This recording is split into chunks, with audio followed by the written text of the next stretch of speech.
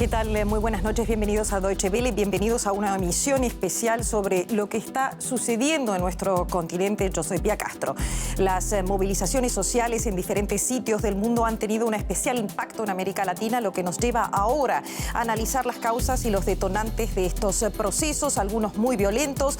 No solo los analistas y periodistas se han visto sorprendidos por el estallido o por los estallidos sociales, sino que los presidentes de los diferentes países de nuestro continente parecieran no haber percibido señales de este desborde. ¿Por qué? Los detalles. Colombia vivió esta semana su tercer paro nacional mientras gobierno, empresarios y sindicatos negocian medidas sociales que permitan sacar al país de la ola de protestas. En Bolivia no sabemos cuándo habrá elecciones todavía. La presidenta interina Jeanine Áñez dijo que no va a ser candidata para las próximas elecciones a presidenta. El informe final de la OEA presentado esta semana ratifica la manipulación de las elecciones que dieron como ganador a Evo Morales. Aquí lo vemos. Y nos vamos ahora rápidamente a Chile. Los jóvenes luchan allí por mantener viva la protesta ciudadana por un país más equitativo. Esta es nuestra emisión especial. Quédense con nosotros.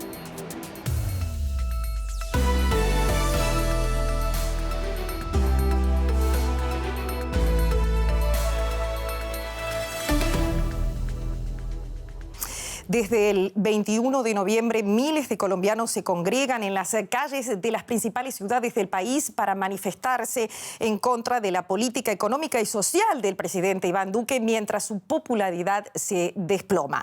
El Comité Nacional del Paro, promotor de las protestas, dijo que continuará con las manifestaciones en las calles tras reunirse con el gobierno, al que acusó de dilatar las negociaciones para dar una solución al país. Una solución, por ejemplo, a la reforma tributaria de pensiones y un salario mínimo acorde a la economía del momento.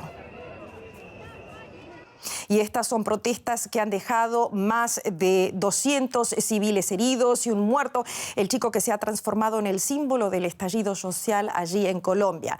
Testigos cuentan cómo murió Dylan Cruz por el abuso de las fuerzas de seguridad y, por supuesto, hay una gran discusión en el país, allí en Colombia, sobre el rol de estas fuerzas de seguridad que tuvieron como misión, recordemos, durante muchísimos años, durante casi 60 años, combatir la guerrilla. Aquí lo que cuentan algunos testigos de la muerte de Dylan.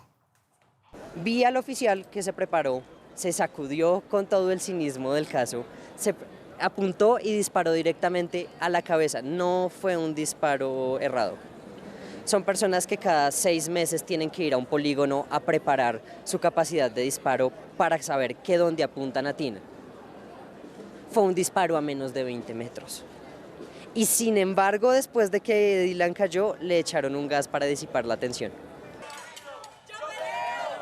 El asesinato de Dylan Cruz conmovió a los manifestantes y convirtió al joven de 17 años en un símbolo de este paro. Existe una concepción y una política de criminalización de las protestas sociales.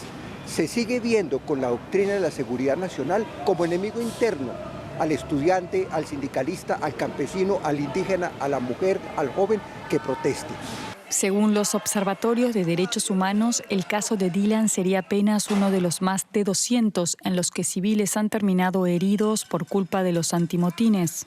En el marco del paro nacional del 21 de noviembre se han evidenciado gran cantidad de arbitrariedades, inclusive previas a las movilizaciones, como son 37 allanamientos que hasta el momento se han declarado 21 ilegales en el país. Además de eso, evidenciamos un escalamiento del discurso de violencia por parte de las autoridades gubernamentales que se materializaron en un uso excesivo de la fuerza por parte del Escuadrón Móvil Antidisturbios. El gobierno, por su parte, responde que la policía solo ha respondido con sus obligaciones. Es que el ESMAD tiene unas claras funciones dentro de la Constitución y la ley. Cuando hay alteración o disturbios, el ESMAD tiene que actuar para garantizar la normalidad y el orden público. El gobierno también denunció que más de 300 policías han sido víctimas de los ataques de los manifestantes. Nosotros somos de carne y hueso. Los policías, aparte del uniforme, somos seres humanos y también tenemos sentimientos. Desde el caso de Dylan, las marchas han sido relativamente pacíficas. Mientras que durante las primeras jornadas de protesta aquí en Colombia vimos mucha presencia y mano dura por parte del ESMAD, se ha visto reducida su actividad desde la muerte del joven Dylan Cruz. En las últimas protestas aquí en Bogotá solo intervinieron en un par de ocasiones puntuales. Eso puede que sea un aprendizaje de la experiencia chilena, donde la presencia de los carabineros no ha hecho más que exacerbar la violencia. También es posible que el ESMAD esté tratando de guardar un perfil bajo para, ante las críticas, no llamar más atención, o es posible que el gobierno esté escuchando al pueblo colombiano, un pueblo históricamente marcado por la violencia, que ahora en su abrumadora mayoría está pidiendo poder manifestarse en paz. Bueno, y en Bolivia, la presidenta interina Yanine Áñez acusó el día de ayer a Evo Morales de falsear las pasadas elecciones presidenciales. Oficialmente, Áñez basa su acusación en el informe de la Organización de los Estados Americanos, en la información de la OEA, según el cual hubo manipulación dolosa de las actas electorales.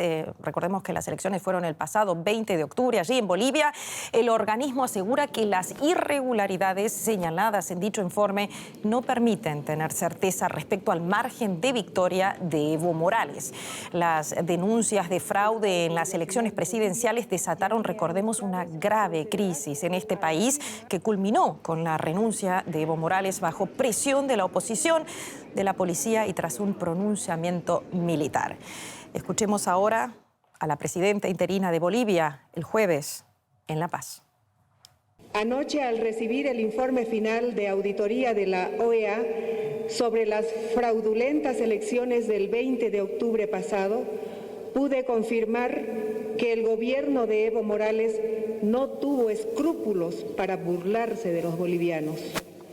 Este informe, que es muy exhaustivo, describe con precisión la forma en que el gobierno del MAS fue tejiendo una red de corrupción asentada en los poderes del Estado para montar un fraude monumental.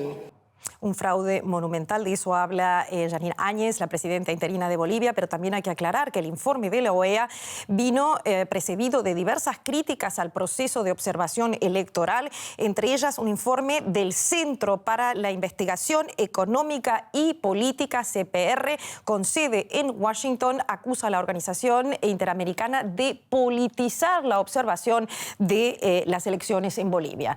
También 14 congresistas demócratas de Estados Unidos, entre ellos, por ejemplo, Alexandria Ocasio-Cortez, Ilhan Omar, criticaron más tarde el papel de la OEA, al que acusaron de hacer declaraciones infundadas y engañosas que agravaron la crisis y avivaron la violencia en las calles de Bolivia. Bueno, muy bien, y a Bolivia queremos ir rápidamente. La vemos allí a nuestra colega Tania Frank en La Paz. ¿Qué tal? Muy buenas noches. Ha habido reacciones sobre el informe de la OEA, que también su rol es controvertido porque muchos analistas critican que se ha transformado en un actor político.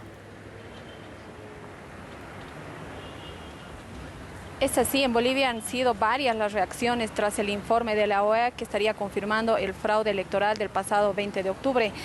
Por un lado, la presidenta Yanine Áñez ha asegurado que el expresidente Evo Morales ha intentado burlarse del voto del pueblo, de la ciudadanía. Por otro lado, senadores de Unidad Demócrata han pedido la máxima sanción, investigaciones para todos los responsables, los autores intelectuales y también materiales de este fraude. Pero, sin embargo, los afines al movimiento, al socialismo, tanto senadores como diputados y también el expresidente Evo Morales, a través de su cuenta Twitter, ha señalado que la OEA ha sido un actor político y que también se ha convertido en un artífice para lo que él ha considerado un golpe de Estado para poder sacarlo del poder y ha provocado su renuncia. Senadores y diputados han señalado que lo que ha hecho la OEA desde el principio ha sido alertar y ha sido observar el tema del conteo de votos conflictos y ha sido un actor fundamental para provocar la crisis que se ha generado hace un mes atrás con conflictos, enfrentamientos en diferentes ciudades del país y movilizaciones.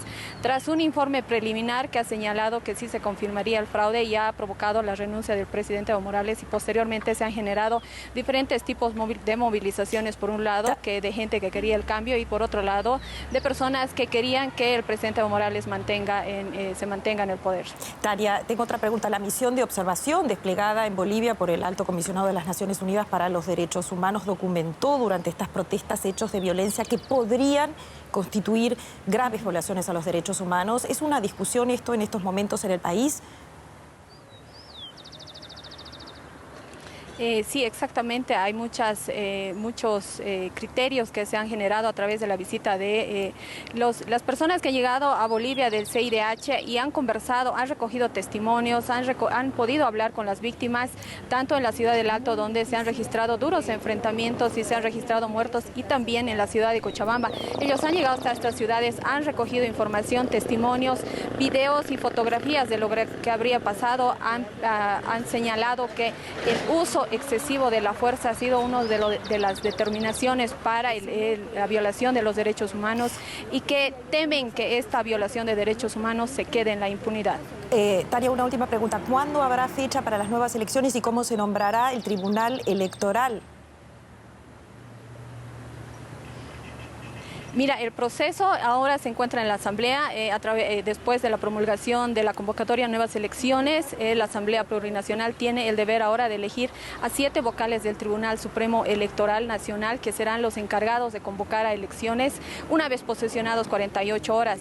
Entonces, ahora están en el proceso de elección. Al momento hay 71 personas que se han postulado para estos cargos. Entre los elegidos tienen que haber mujeres y también representantes de pueblos indígenas. Entonces, son 7 los miembros del tribunal que tienen que ser elegidos, y que el plazo máximo para esta elección es el 18 de diciembre. Una vez posesionados, 48 horas después, deben pronunciarse y deben ya tener la fecha de las próximas elecciones. Mientras tanto, son varios los candidatos, los nombres que se están manejando para candidatos, entre ellos los presidentes del Comité Cívico de Santa Cruz, Luis Fernando Camacho, Marco Pumari y también Carlos Mesa, que ha ratificado su candidatura a la presidencia, mientras la gente pide que se pueda formar un frente único.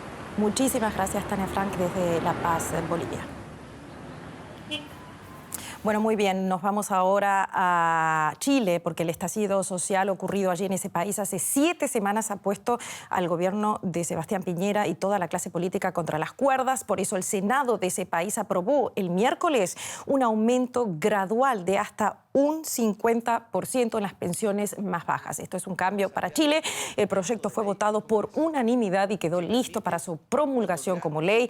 La iniciativa forma parte de una nueva agenda social que quiere crear el país, que el gobierno ha debido también improvisar con motivo de este estallido ciudadano que aún mantiene a Chile en estado de alerta. El modelo privatizado de pensiones en este país, instaurado durante la dictadura militar de Augusto Pinochet, es uno de los principales motivos de protestas en los últimos años en Chile. Esto es lo que queda de un supermercado saqueado durante las protestas de las últimas semanas en Chile. Tuvo que ser derribado por completo. Luis Ortiz y su esposa regentan un salón de belleza en la misma zona comercial. Él fue testigo. Aquí se robó a este supermercado, se le saqueó y además se le incendió. Ellos tuvieron algo más de suerte. Solo sufrieron saqueos y desperfectos. Por suerte, y con la ayuda de los clientes, convocados a través de redes sociales, pudieron recuperar su actividad. Es increíble que el pueblo destruya al pueblo, pues son 25 años de sacrificio, de trabajo, y se nos destruyó todo en un solo día, en una noche. Otros chilenos no van a recuperar nunca sus vidas, tal y como las llevaban antes. Los carabineros emplearon perdigones para reprimir las protestas. Hay cientos de heridos en el rostro. Yo recibí el 21 de ahora este mes, recibí un impacto que fue balístico. ¿Y estaba en una protesta? No, iba pasando, venía al supermercado. Aproximadamente 325 personas que han sufrido daños oculares graves, con pérdida importante de la visión en uno de sus ojos, hasta pérdidas del globo ocular completo Incluso hay 4 casos en totales registrados que son bilaterales. La Dirección de Carabineros ordenó que se dejaran de emplear los perdigones en los operativos antidisturbios. La sucesión de denuncias por violaciones de derechos humanos de diferentes organizaciones y organismos internacionales llevaron al gobierno a ordenar una investigación interna a la policía. Cuestión esta muy criticada por la oposición y organizaciones sociales al delegar en la policía una responsabilidad de reforma inherente al gobierno. El presidente Sebastián Piñera podría además enfrentar un juicio político después de que la Cámara de Diputados admitiera una acusación constitucional, inédita hasta ahora en la democracia chilena. Chile encara 2020 con el desafío de aminorar la desigualdad social y de, 30 años después del fin de la dictadura de Pinochet, volver a reconciliarse consigo mismo. En plena espiral represiva, Bogotá, La Paz, Quito, Santiago denuncian en las protestas una mano negra bolivariana. Para muchos analistas, las teorías de conspiración que se repiten en toda la región latinoamericana en estos momentos de venganza política, polarización y violencia. ¿Existe un plan urdido por Caracas y La Habana para desestabilizar a los gobiernos aliados con Washington? ¿O estos mismos gobiernos están utilizando los temores a un complot comunista para justificar atentados contra su propio Estado de Derecho? La realidad es que tanto en Colombia como Bolivia han expulsado a venezolanos y cubanos del país. Y de eso queremos hablar ahora con mi colega, mi invitado hoy, el periodista Amir Valle. ¿Qué tal? Muy buenas noches. ¿La mano del castrochavismo está realmente detrás de todo esto, de estas revueltas, o solo es una teoría conspirativa? Buenas noches. Bueno, lo que está detrás de todo esto es la manipulación de ambos pasos. Hay que decir algo muy claro. Primero, el castrochavismo no está detrás de todos estos estallidos sociales. Lo que está detrás es sencillamente la mala gestión de estos gobiernos que han permitido que estos países caigan en ese abismo. Por un lado, entonces, los gobiernos de derecha que hoy están en crisis están utilizando el pretexto del castrochavismo para justificar su mala gestión. Pero por el otro lado, no se puede negar también que estamos hablando de una estrategia que existe entre Caracas y La Habana, que es una estrategia que existe desde la década del 60. ¿Qué es lo que sucede? Que ellos se han aprovechado de un modo bastante oportunista y muy inteligentemente de esta situación de crisis en América Latina para implementar una estrategia que ya existía, una estrategia que venía existiendo desde 1960, aquella forma de extender la revolución social a América Latina en la idea del Che y de Fidel Castro, que con Hugo Chávez, con la llegada de Hugo Chávez al poder, se cierra completamente y se puede aplicar en América Latina. Pero de pronto, con la crisis de estos países, tienen que acudir a aprovecharse de las crisis en los países que habían abandonado el socialismo del siglo XXI.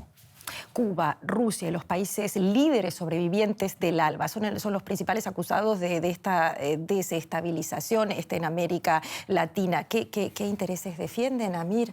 Mira, primero hay que decir algo muy importante. El estado de crisis en el que están estas naciones del eje del ALBA, estos 4 países fundamentales, Cuba, Nicaragua, Venezuela y Bolivia, les hace entender esto como la última posibilidad de salvarse. Es decir, si ellos no regresan a los tiempos en que el ALBA fue la gran esperanza de América y no logran ese consenso latinoamericano, sencillamente dentro de unos años estaremos hablando de ya algo pasado. Ese es el peligro que tienen ellos. ¿Qué sucede? Antiguamente Rusia tenía una presencia geopolítica en la región.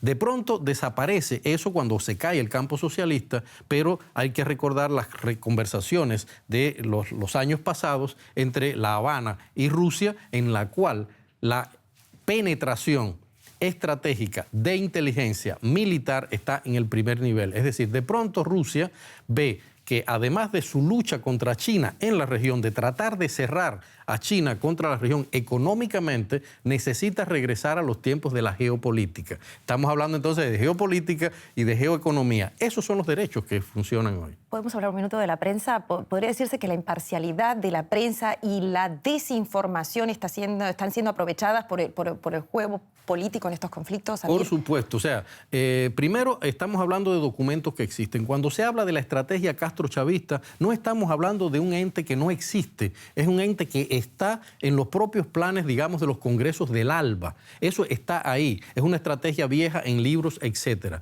Es decir, sencillamente la prensa está desconociendo evidencias y por esa razón, por irse por un lado o por el otro, esa imparcialidad de la prensa le permite a los políticos jugar a la mentira en ambos bandos. Amir Valle, muchísimas gracias por este pequeño y rápido análisis. Muchas gracias. Muy bien. Y nosotros nos vamos ahora rápidamente a México, el violento país que Andrés Manuel López Obrador no tiene bajo control y en donde la inseguridad y los asesinatos siguen siendo el gran reto del gobierno que, recordemos, acaba de cumplir un año en el poder. López Obrador prometió en abril que en 6 meses los mexicanos verían resultados de seguridad, pero la cifra de asesinatos en lo que va del año no da tregua. Esta es la cifra de muertos en México en 2019. 30.000 homicidios en lo que va del año, un incremento del 6% durante el primer semestre de 2019 respecto al anterior.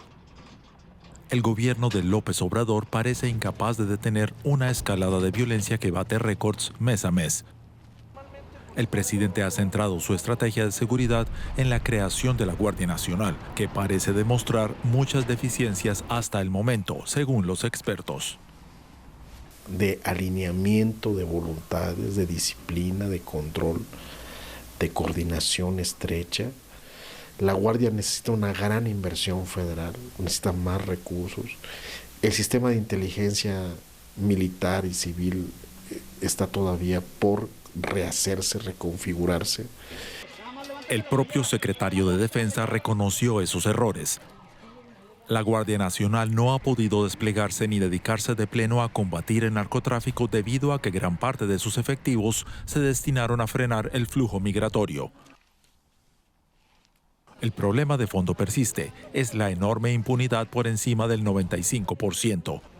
En octubre, 27 detenidos en un operativo en la capital mexicana tuvieron que ser liberados al día siguiente por problemas de procedimiento. Es el ejemplo que utiliza el experto Javier Oliva para ilustrar los obstáculos y la falta de coordinación entre el Poder Judicial y el Ejecutivo. Me parece que hay criterios demasiado laxos en ese sistema penal acusatorio. El otro aspecto es la situación calamitosa en la que se encuentran los reclusorios, tanto a nivel de los estados de la República como a nivel federal. Donde pues lo vimos ahora con los acontecimientos de Culiacán. Pese al constante aumento de asesinatos, la sensación de inseguridad entre la población ha ido a la baja desde junio del año pasado, aunque aún se sitúa por encima del 71%.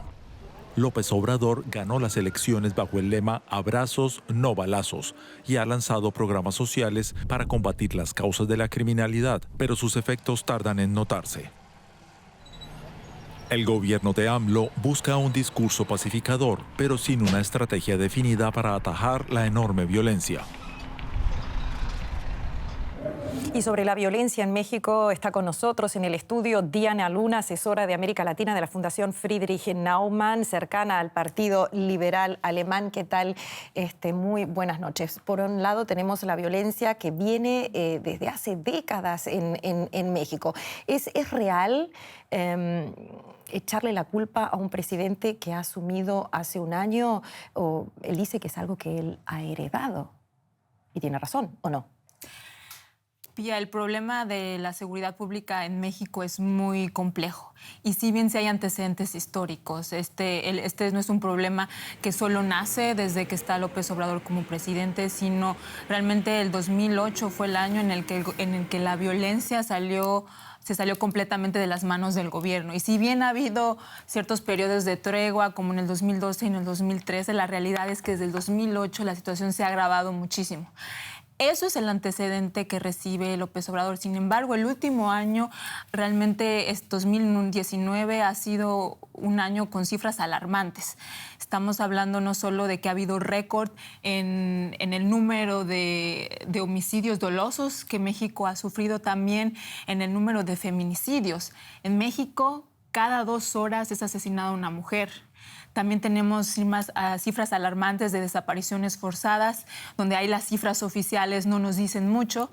Entonces, sí es una situación que se heredó, pero es una situación que ha empeorado un poco en falta de una política, una política de seguridad con una estrategia eficaz. Tengo una pregunta, Diana. ¿Estamos hablando de incapacidad o desinterés del presidente? Y no hablo de desinterés porque él no quiera mejorar la situación de los ciudadanos en México, sino por el que el narcotráfico para muchos es un poder político más en el país. Y frente a los últimos acontecimientos, por ejemplo, tengo en mente las imágenes de cuando fue arrestado el hijo de El Chapo Guzmán. ¿Está el poder federal obligado a negociar con el crimen organizado para encontrar una solución al país? Esa pregunta es muy compleja. Hay que considerar 2 factores. Uno, ¿cuál ha sido la estrategia de López Obrador ahorita? Ha sido, uno, la creación de la Guardia Nacional, que es una estrategia con un objetivo a corto plazo que no ha dado resultados, un poco porque la Guardia Nacional se ha dedicado más a detener el flujo de migrantes centroamericanos, a pacificar el país. Y está el otro punto de los programas sociales de López Obrador, que son una estrategia más de largo plazo y que solo se puede lograr combatir, pero más que nada es una delincuencia común, el robo, asaltos, pero lo que es el crimen organizado, eso es algo que es un tema muy complejo, y aún si el gobierno quisiera negociar con los cárteles, la pregunta es ¿con quién? No estamos en una situación como antes del 2006, donde estaba muy identificado quién es la cabeza del cártel de Sinaloa. Ahora están nuevos grupos como los Zetas, entre otros. Entonces, es muy difícil saber con quién negociar. Y el otro aspecto es que el crimen organizado ha diversificado sus actividades económicas. Ahora se dedica a la extorsión, a la trata de personas. Entonces, ahora es muy difícil controlar. Muchísimas gracias, Diana Luna. Y sobre este control vamos a seguir controlando lo que sucede en México también el año que viene. Muchísimas gracias. Gracias. Muy bien, y nosotros cerramos este informativo especial sobre los tiempos convulsos que vive Latinoamérica con un fenómeno puntual que se suma a la ola de protestas y afecta toda esta región. Gracias por acompañarnos y los dejamos con estas imágenes. Muy buenas noches a todos. América Latina.